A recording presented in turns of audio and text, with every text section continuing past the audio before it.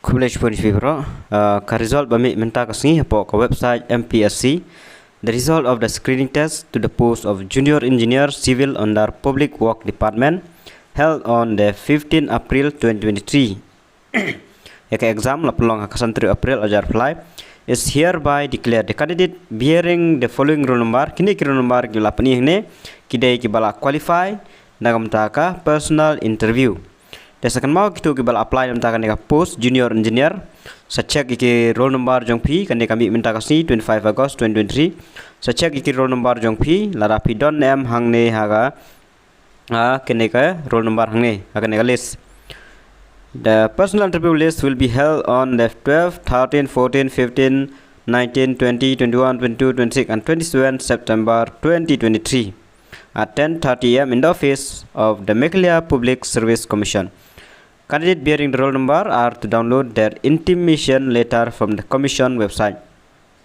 Kini kiba qualify na kamtaka personal interview 2, 4, 9, 14, 28, 29, 37, 38, 40, 48, 51, 55 till 1400. Kini nomor kiba qualify kihaban download hi kataka intimation letter from the commission website. Kan mau te kumban syuk kan mau biang kapu semtakane kumang ada pong ba anda lami korjendam kumut ba karizat kelajan mi te kelami sisa menta te kane korjendam kami hau arp artrik agos arjar apply karizat kami arp santrik agos arjar apply ngane ka junior engineer under PWD work department te kila pentamai mo mensua ka kapus kalon kemoi menta ki shu pentamai biang arrange biang katkum ka memorandum ka ba mi thamai.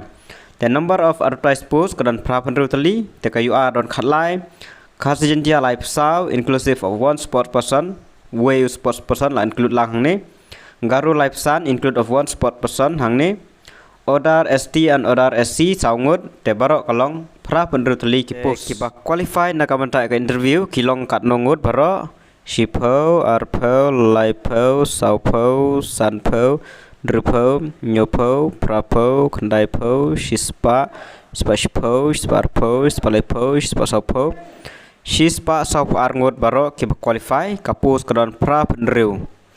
Te all the best namta kini candidate kibala mi keteng hangane kalis namta qualify namta ka personal interview. Salebha namta ka personal interview kini kita rek lada panai chapo download namta ka intimation letter napo ka commission website. Ta kini jumtip kublai